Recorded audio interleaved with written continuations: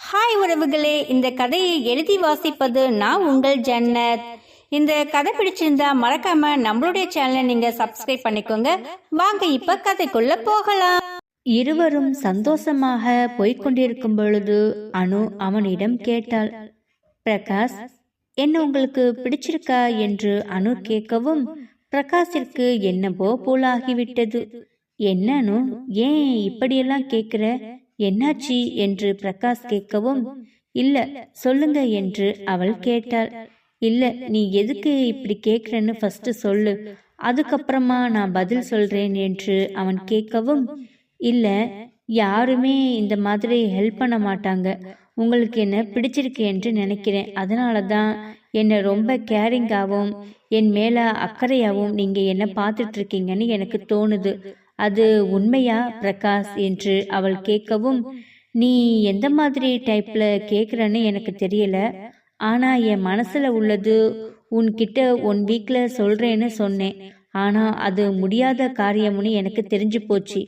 ஏன்னா ஆஃபீஸில் நடக்கிற விஷயமோ என் லைஃப்பில் நடக்கிற விஷயமோ நான் பார்க்கும்போது அதை 1 வீக்குக்கு தாங்குமான்னு எனக்கு தெரியல. ஆனா என்று பிரகாஷ் சொல்லவும், நீங்க என்ன சொல்றீங்க, எனக்கு ஒண்ணுமே புரியல என்று அவள் கேட்கவும், நான் சொல்ல போற விஷயம் உனக்கு புரியுமான்னு எனக்கு தெரியல.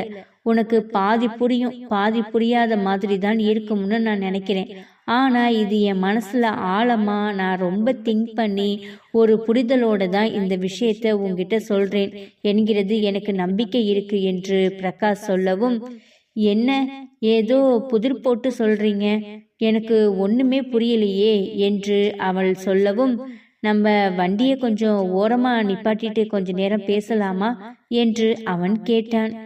என்னாச்சு பிரகாஷ், ஏன் என்று அவள் கேட்கவும், இல்ல என்னால டிரைவ் பண்ணிக்கிட்டு உங்ககிட்ட இந்த விஷயத்த பேச முடியல, ப்ளீஸ் நான் கொஞ்சம் ஓரமா வண்டியை நிப்பாட்டிட்டு நம்ம பேசலாமா என்று அவன் கேட்கவும், சிறிது நேரம் யோசனைக்கு பிறகு அவளும் சரி என்று சொன்னாள். பிறகு பிரகாஷ் வண்டியை ஒரு ஓரமாக நிப்பாட்டி இருவரும் வெளியில் இறங்கி வந்து ஒரு ஓரமாக நின்று கொண்டிருந்தார்கள். இப்ப சொல்லுங்க பிரகாஷ், என்ன என்கிட்ட சொல்லணும் என்று அவள் கேட்கவும், அனு, நான் உன்னை பார்த்த நாளிலிருந்து என் மனசுக்குள்ள ஏகப்பட்ட கற்பனைகளை நான் வளர்த்துட்டு இருக்கேன். அது ஏன் எனக்கே தெரியல. ஆனா உன்கிட்ட ஒன்னே ஒன்று சொல்லணும் தான் நான் ஆசைப்படுறேன் என்று பிரகாஷ் சொல்லவும், சொல்லுங்க பிரகாஷ், என்ன சொல்லணும் என்று அவள் கேட்கவும், அனு, நான் இந்த விஷயத்த சொன்னா நீ எப்படி எடுத்துப்ப எனக்கு தெரியல, ஆனா இதை நான் சொல்லித்தான் ஆகணும் என்று சொல்லிவிட்டு, அனு, உன்னை பார்த்த நாளிலிருந்து உன்னை எனக்கு ரொம்ப பிடிச்சிருச்சு. அது ஏன்னு எனக்கு தெரியல, உன்னை எனக்கு ரொம்ப ரொம்ப பிடிக்கும். ஐ மீன் நான் உன்னை காதலிக்கிறேன் அனு என்று அவன் சொல்லவும், பிரகாஷ், நீங்க என்ன சொல்றீங்க என்று அவள் கேட்டாள். ஆமா அனு, நான் உன்னை காதலிக்கிறேன், உன்னை கல்யாணம் பண்ணிக்கணும்னு ஆசைப்படுறேன். என்னைக்கு உன்னை நான் பார்த்தேனோ அன்னைக்கே என் மனசை உன்கிட்ட நான் பறி கொடுத்துட்டேன். இப்ப என் மனசு முழுக்க நீ மட்டும்தான் இருக்க என்று அவன் சொல்லவும், அனுவுக்கு ஒரு நிமிஷம் சந்தோஷமாக இருந்தாலும் தன்னுடைய காதலை அவள் வெளிப்படுத்தாமலேயே இருந்தாள். அவளுடைய காதலை நாம் ஏற்றுக்கொள்ள முடியுமா என்கின்ற ஒரு சூழ்நிலையில் அவள் இருந்தாள். எதுவும் பேசாமல் அமைதியாக இருந்த அனுவை பார்க்கவும், அனு, என்ன அமைதியா இருக்க, என்ன உனக்கு பிடிக்கலையா, எதுவுமே பேச மாட்டேங்கிற, நான் ஏதாவது உன்கிட்ட தப்பா பேசிட்டேனா என்று அவன் கேட்கவும் அவள் அப்படியே அமைதியாக இருந்தாள். அனு, ஏதாச்சும் நீ வாயை திறந்து பேசு, அப்பதான் எனக்கு என்னங்கிறது புரியும். நீ இப்படியே அமைதியா இருக்கிறது நான் ஏதோ பெரிய தப்பு பண்ண மாதிரி எனக்கு தோணுது. ப்ளீஸ் அனு, ஏதாச்சும் பேசு என்று அவள் சொல்லவும் அவளுக்கு என்ன தோன்றியதோ தெரியவில்லை. உடனே அவனை கட்டிப்பிடித்து அவனை இருக்க அணைத்து கொண்டு, I love you so much Prakash, இந்த விஷயத்த நீங்க எப்ப சொல்லுவீங்கன்னு தான் நான் வெயிட் பண்ணிட்டே இருந்தேன். I love you so much, I love you so much, I love you so much என்று அவனை கட்டிப்பிடித்து கொண்டு சொல்லவும், உடனே பிரகாஷ் அனுவின் முகத்தை பார்த்து, அனு, நீ நிஜமாலுமே என்ன லவ் பண்றியா என்று அவன் கேட்டான். நீங்க சொல்லாட்டினாலும் நானே இந்த காதலை உங்ககிட்ட சொல்லலாம்னு தான் இருந்தேன். ஆனா எப்படி சொல்றதுன்னு தான் தயங்கிட்டு இருந்தேன். நான் உங்களை பார்த்த நாள்ல இருந்து நானும் தான் பிரகாஷ் காதலிக்கிறேன். உங்க கூட ரொம்ப லாங் டிரைவ் வரணும்னு சொல்லிட்டு தான் அன்னைக்கு மாமா கிட்ட கூட பொய் சொல்லிட்டு உங்க கூட நான் நேத்து வந்தேன். அது எனக்கு எவ்வளோ சந்தோஷமா இருந்துச்சு தெரியுமா? இப்ப சொல்றேன் Prakash, I love you, I love you, I love you என்று சொல்லவும் பிரகாஷுக்கு அவனுடைய உடம்பில் ஏதோ ஒரு சிலிர்ப்பு ஏற்பட்டு அவன் சந்தோஷத்தின் உச்சிக்கே சென்று விட்டான். அவளுடைய ஐ லவ் யூ என்ற வார்த்தை அவனுக்கு என்னமோ செய்தது. என்ன பிரகாஷ், நான் இவ்வளோ வாட்டி ஐ லவ் யூ சொல்றேன், நீங்க ஒரு வாட்டி சொல்ல மாட்டீங்களா என்று கேட்கவும் உடனே அவளை கட்டிப்பிடித்து அவளுடைய முகம் முழுவதும் முத்தத்தை பொழிந்து I love you so much, I love you so much, I love you so much என்று அவன் சொல்லவும் இருவரும் அவர்களுடைய உடல் சற்று கூட இடைவெளி இல்லாமல் ஒன்றோடு ஒன்று கட்டிப்பிடித்து கொண்டு அவர்களுடைய காதலை பரிமாறி கொண்டார்கள். அனு, நீ என் காதலை நீ ஏற்றுக்கொள்வேன்னு நான் நினைச்சு கூட பார்க்கல தெரியுமா? இப்ப எனக்கு எப்படி தெரியுமா இருக்கு? அப்படியே வானத்துக்கு பூமிக்கும் நான் பறக்கிற மாதிரி ஒரு பிம்பம் ஏற்படுது தெரியுமா என்று அவன் சொல்லவும் பிரகாஷ், எனக்கு மட்டும் என்னம்மா, உங்ககிட்ட என்னுடைய காதலை சொல்லவுமே என்று நினைத்து கூட பார்க்கவே இல்லை. எனக்கு இவ்வளோ தைரியம் வந்தது உங்ககிட்ட நான் என்னுடைய காதலை சொல்லியிருக்கேன். நான் அதுக்கு முழுக்க முழுக்க நீங்க எனக்கு கொடுத்த தைரியம் மட்டும்தான் இன்னைக்கு என்னுடைய காதலை உங்ககிட்ட வெளிப்படையா சொல்றதுக்கு காரணம். பிரகாஷ், உங்களை எனக்கு ரொம்ப பிடிக்கும், ஐ லவ் யூ என்று அவள் சொல்லவும் அனு, எனக்கு உன்னை ரொம்ப பிடிக்கும். உன்னை கல்யாணம் பண்ணிட்டு உன் கூட லைஃப் லாங் ஜாலியா வாழணும்னு எனக்கு ரொம்ப ஆசை என்று பிரகாஷ் சொல்லவும் பிரகாஷ், எனக்கும் உங்களை கல்யாணம் பண்ணி உங்க கூட சந்தோஷமா வாழ்ந்து ரொம்ப நிறைய பாப்பா பெற்றுக்கணும்னு எனக்கு ரொம்ப ஆசையா தான் இருக்கு என்று அவள் சொல்லவும் அப்படியா, அப்போ அதுக்கு ரெடியாகலாமா என்று அவன் கேட்கவும் என்னது என்று அவள் கேட்க, இல்ல கல்யாணத்துக்கு ரெடியாகலாமா என்று கேட்டேன் என்று பிரகாஷ் சொன்னான்.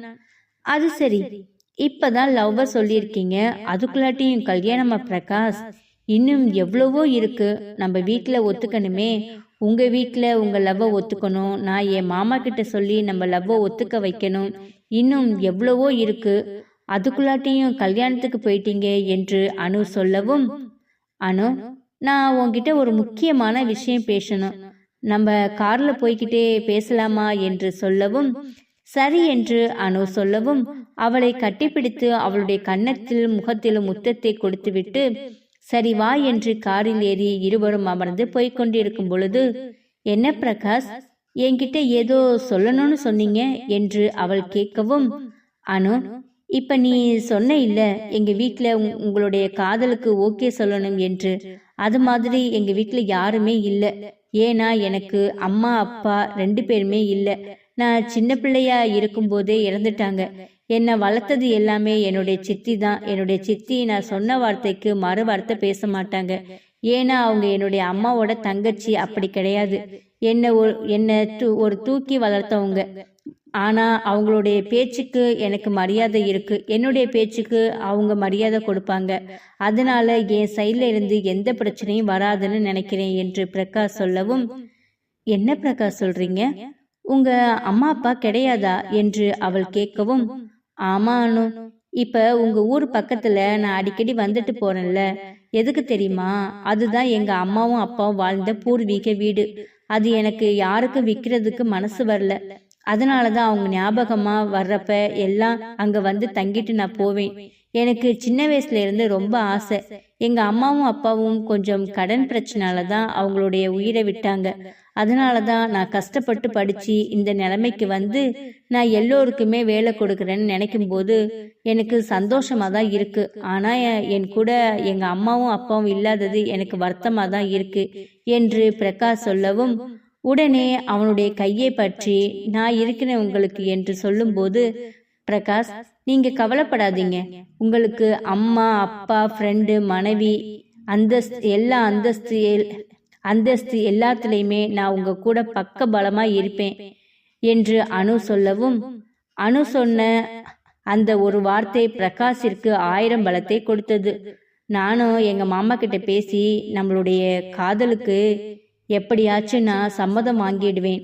எனக்கு நம்பிக்கை இருக்கு. ஏன்னா என்னை யாருக்காச்சும் கல்யாணம் பண்ணி கொடுக்க தான் போறாங்க. அது நான் ஆசைப்பட்டவரை நீங்கள் இருக்கும்போது உங்களுக்கு கொடுக்கறதுக்கு அவங்க எந்த ஒரு தடையும் சொல்ல மாட்டாங்கிறது நம்பிக்கை எனக்கு இருக்கு என்று அனு சொல்லவும், அப்படியே அவங்க ஏதாச்சும் கேட்டாங்கன்னா நான் வந்து நேரில் பேசுகிறேன் என்று அவன் சொன்னான். அது தேவைப்படாது என்று நான் நினைக்கிறேன் என்று அவள் சொல்லவும், அனு எனக்கு இப்போ எப்படி தெரியுமா இருக்கு, மனசு ஃபுல்லாக எனக்கு ரொம்ப சந்தோஷமா இருக்கு. நான் காதலிச்ச பொண்ணு என் பக்கத்தில் உட்காந்து என் கூட வரும்போது இன்னும் சந்தோஷமா இருக்கு. நேற்று நீ பக்கத்தில் வரும்போது என்னை காதலை ஏற்றுப்பியா ஏற்றுக்க மாட்டியாங்கிற ஒரு சந்தேகத்தில் இருந்தேன். ஆனால் இப்போ என் காதலை முழுசாக ஏற்றுக்கிட்டு என் பக்கத்தில் எனக்கு பொண்டாட்டியாக வரப்போறாள் உண்மையாக உட்கார்ந்துருக்கான்னு நினைக்கும் போது எனக்கு ரொம்ப சந்தோஷமாக இருக்கு என்று அவன் சொல்லவும், எனக்கும் அதே சந்தோஷமாக தான் இருக்கு பிரகாஷ் என்று அவள் சொன்னாள். அப்புறம்னு நம்ம காதலை உங்கள் மாமா ஏற்றுப்பார்ல என்று பிரகாஷ் கேட்கவும், கண்டிப்பாக ஏற்றுப்பாரு. எங்கள் மாமாவுக்கு சின்னதாக கொஞ்சம் வருத்தம் இருக்கதான் செய்யும். ஏன் தெரியுமா, அவருடைய பையன் கார்த்திகை எனக்கு கல்யாணம் பண்ணி வைக்கணும்னு நினைச்சாரு. ஆனா எங்க 2 பேர் மனசுலயும் அது இல்லைன்னு நாங்க சொன்னதுக்கு அப்புறமா அந்த நினைப்ப அவரை விட்டுட்டாரு. அதனால அவருக்கு கொஞ்சம் வருத்தம் இருந்தாலும் நான் உங்களை கல்யாணம் பண்ணிக்க போறேன்னு சொன்னா அவரு சந்தோஷம்தான் படுவாரு என்று அனு சொல்லவும், எப்படியோ நம்மளுடைய காதலை உங்க வீட்டுல ஏத்துக்கிட்டா எனக்கு ரொம்ப சந்தோஷம்தான் இருக்கும். அதுக்கு முன்னாடி இன்னைக்கு ஆபீஸ்ல ஒரு முக்கியமானவங்க வர்றாங்க. அதை நீ கொஞ்சம் பர்சனலாக தான் ஹேண்டில் பண்ண வேண்டியது இருக்கு என்று அவன் சொல்லவும், என்ன பிரகாஷ் ஏதோ புதிர் போடுறீங்க என்று அவள் கேட்டாள். ஆமானு, எங்க சித்தி அலமேலு இன்னைக்கு ஆபீஸ்க்கு வரேன்னு சொன்னாங்க. என்கிட்ட நேற்று நைட்டு ஃபோன் பண்ணி பேசினாங்க. யாரு புதுசா நம்ம ஆபீஸ்ல ஜாயின் பண்ணி இருக்காங்கன்னு கூட கேட்டாங்க. நானும் கேம்பஸ் இன்டர்வியூல ஒரு பொண்ணு வந்திருக்குன்னு மட்டும்தான் சொன்னேன், வேற எதுவுமே சொல்லல. ஆனா எங்க சித்தி கிட்ட நான் எந்த ஒரு விஷயத்தையுமே ஷேர் பண்ணிக்கல. நீ வந்து ஆபீஸ்ல ஜாயின் பண்ணியிருக்கேன்னு நான் நம்ம ஆபீஸ்ல இருந்து யாரோ ஒருத்தவங்க எங்க சித்திக்கு வேலை செஞ்சிட்டு இருக்காங்க மட்டும் எனக்கு தோணுது. அது யாருன்னு கூடிய சீக்கிரம் கண்டுபிடிக்கணும். ஏன்னா நம்மளுடைய ஆபீஸ்ல பல விஷயத்தை என் சித்தி காதுல போடுறது யாருன்னு நான் தெரிஞ்சுக்கணும்.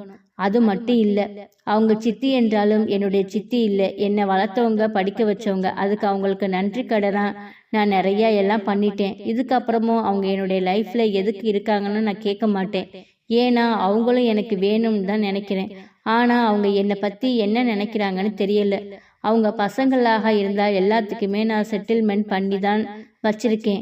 ஆனால் திரும்ப திரும்ப சித்தி என்கிட்ட சொத்தை பத்தியும் கம்பெனி பத்தியும் கேட்கும்போது எனக்கு ஏதோ டவுட்டா இருக்கிற மாதிரி தோணுது. உனக்கு நம்ம ஆபீஸ்ல அப்படி யாராச்சும் உனக்கு தப்பா இருக்கிற மாதிரி தோணுச்சுன்னா நீ பாரபட்சமே பார்க்காம என்கிட்ட சொல்லு. நம்ம 2 பேரும் சேர்ந்துதான் இந்த விஷயத்த பர்சனல் ஃபாலோ பண்ணணும் என்று பிரகாஷ் சொல்லவும், என்ன பிரகாஷ் இவ்வளோ பெரிய ஸ்டோரியை சிம்பிளா சொல்லி முடிச்சிட்டீங்க. ஏதோ படத்துல வேகு பார்க்க வர மாதிரி நம்மளுடைய லைஃப் இருக்குது என்று அவள் சொல்லவும், ஆமானு எனக்குமே கொஞ்சம் கவலையா தான் இருக்கு. ஆனா இதை நம்ம சுமூகமா தான் ஹேண்டில் பண்ணணும் என்று அவன் சொல்லவும், அது மட்டும் இல்லை, இன்னைக்கு எங்க சித்தி ஆபீஸ்க்கு வராங்க. அவங்க கிட்ட நீ கொஞ்சம் சூதனமா நடந்துக்கோ. அவங்க கொஞ்சம் வெடுவெடுன்னு பேசினா கூட நீ சாதுவா பேசி சமாளிச்சுக்கோ என்று பிரகாஷ் சொல்லவும், நீங்க சொல்லிட்டீங்கல்ல, நான் பாத்துக்கிறேன், நீங்க கவலைப்படாதீங்க என்று அனு சொல்லவும், அலமேலு வந்ததுக்கு பிறகு அந்த ஆபீஸ்ல என்ன நடக்க போகிறது, அனு அவளை சமாளிப்பாளா என்று தெரியவில்லை. இப்படியே இருவரும் பேசிக்கொண்டே சென்றார்கள். அனு, உனக்கு ஓகே தானே? நான் சொன்னதுல எதுவும் உனக்கு டவுட் எதுவும் இல்லையே என்று பிரகாஷ் கேட்கவும், பிரகாஷ் நீங்க என்கிட்ட சொல்லிட்டீங்க இல்ல, நீங்க கவலைப்படாதீங்க. உங்க சித்தி அலமேலு வரவுமே நான் அவங்க கிட்ட எப்படி சூதனமா நீங்க பாருங்க, நீங்க எதுவும் கவலைப்படாதீங்க என்று அவள் சொல்லவும், அனு எனக்கு இப்பதான் மனசுக்கு சமாதானமா இருக்கு. எங்க நீ இதை கேட்டுட்டு கோவப்படுவியோ என்று நான் பயந்துட்டே இருந்தேன். அவங்க அப்படிதான் பேசுவாங்க. ஆனாலும் நீ எதுவுமே கண்டுக்காத எனக்காக என்று ப்ளீஸ் என்று அவன் கேட்கும்போது இவள் அவனுடைய கையை பற்றி, பிரகாஷ் நீ கவலைப்படாத, எல்லா கஷ்டத்திலையும் நான் உன் கூட இருப்பேன், நல்லது கெட்டதுலையும் நான் உன் கூட இருப்பேன், அதுக்காக நீ எதை பத்தியுமே கவலைப்படாதீங்க என்று அவள் ஆறுதலாக சொல்லவும், எனக்கு இது போதும் அனு, எனக்கு இது போதும் என்று அவன் அவளை கையை பற்றி கொண்டு சொன்னான். நீங்க கவலைப்படாதீங்க, நீங்க சீக்கிரமா ஆபீஸ்க்கு போங்க. நம்ம ஆஃப் டே எல்லாம் வேற ஹாஸ்டல் வேற பார்க்கணும் இல்லையா என்று அவள் சொல்லவும் சரி என்று இருவரும் மிகவும் சந்தோஷமாக வண்டியை ஓற்றி அவனுடைய ஆபீஸை நோக்கி இருவரும் சென்று கொண்டிருந்தார்கள். அனு சொன்னது போலவே சீக்கிரமாக ஆபீஸை சென்றடைந்தார்கள். அனு வண்டியை விட்டு இறங்கி சூட்கேஸை எடுக்க முற்படும் போது, அனு சூட்கேஸை எடுக்க வேணாம், அது வண்டியிலேயே இருக்கட்டும், ஹாஸ்டல் பார்த்ததுக்கு அப்புறமா அது நம்ம எடுத்துக்கலாம் என்று அவன் சொன்னான். ஓகே, நானும் மறந்துட்டேன் என்று சொன்னவள், சரி அனு, நீ உள்ள போறியா இல்ல வெயிட் பண்றியா என்று அவன் கேட்டான். நான் உள்ள போய் கேபின்ல உட்கார்ந்துருக்கேன், நீங்க எப்பொழுதும் போல உங்களுடைய கேபினுக்கு போங்க. நீங்க நம்ம லவ் பண்றோம் அந்த மாதிரி எதுவுமே காமிச்சிக்க வேண்டாம் என்று அவள் சொல்லவும், அதுவும் சரிதான், எதுக்கும் நம்ம கொஞ்சம் ஆபீஸ்ல ஜாக்கிரதையா இருக்கிறது நல்லதுதான், எங்க சித்தி வர வரைக்கும் என்று அவன் சிரித்து கொண்டே சொல்லவும், அவளும் சிரித்து கொண்டே, உங்க சித்தி வந்து போனதுக்கு அப்புறமா வேணா நம்ம ரொமான்ஸ் பண்ணலாமா என்று அவள் கேட்கவும், பண்ணலாமே, ரொமான்ஸ்னா எனக்கு ரொம்ப பிடிக்கும் என்று அவன் சொன்னான். ஓ அப்படியா, அப்ப சரி, அப்ப சீக்கிரமா நம்ம ரொமான்ஸ் பண்ணலாம் என்று அவன் சொல்லவும், சரி பிரகாஷ், நீங்க காரை விட்டுட்டு வாங்க, நான் உள்ள போறேன் என்று சொன்னவள் சொல்லிவிட்டு உள்ளே செல்வதற்கு முற்பட்டாள். அப்பொழுது அவளுடைய கண்ணில் காயத்ரி படவும் அவள் நக்கலாக அனுவை பார்த்து, என்ன மேடம் இன்னைக்கு சீக்கிரமா வந்துட்டீங்க என்று கேட்கவும், நான் லாங்ல இருந்து வரேன் இல்லைங்களா, அதனாலதான் சீக்கிரமா வந்துட்டேன், ஏன் இதுல எதுவும் உங்களுக்கு பிரச்சனை இருக்கா என்று அவள் கேட்கவும், பிரச்சனையெல்லாம் ஒன்னும் இல்ல, இப்பதான் ஆபீஸ் கிளீன் பண்ணிட்டு இருக்காங்க, அதான் உள்ள போறீங்களே என்று சொல்லி கேட்டேன். பரவாயில்ல, நான் என்னுடைய கேபின்ல உட்கார்ந்து இருக்கேன், கிளீன் பண்ணதுக்கு அப்புறமா என்னுடைய ஒர்க்கை நான் ஸ்டார்ட் பண்ணிக்கிறேன் என்று சொல்லிவிட்டு அவள் விறுவிறுவென்று உள்ளே போகவும், எப்படி திமிரா பேசிட்டு போறா பத்தியா, இது எல்லாத்துக்குமே சேர்த்து உனக்கு ஒரு ஆப்பு வச்சுட்டு வந்திருக்கேன், அது கூடிய சீக்கிரத்துல உனக்கு வந்து விழும் என்று அவள் நக்கலாக பேசிவிட்டு சென்றாள்.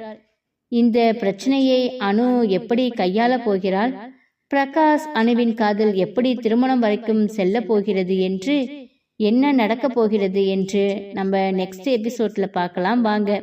இந்த கதை பிடிச்சிருந்துச்சுன்னா இந்த கதைக்கு ஒரு லைக் அண்ட் ஷேர் கொடுத்துட்டு மறக்காம நம்மளுடைய சேனலை நீங்க சப்ஸ்கிரைப் பண்ணிக்கோங்க. தேங்க்யூ.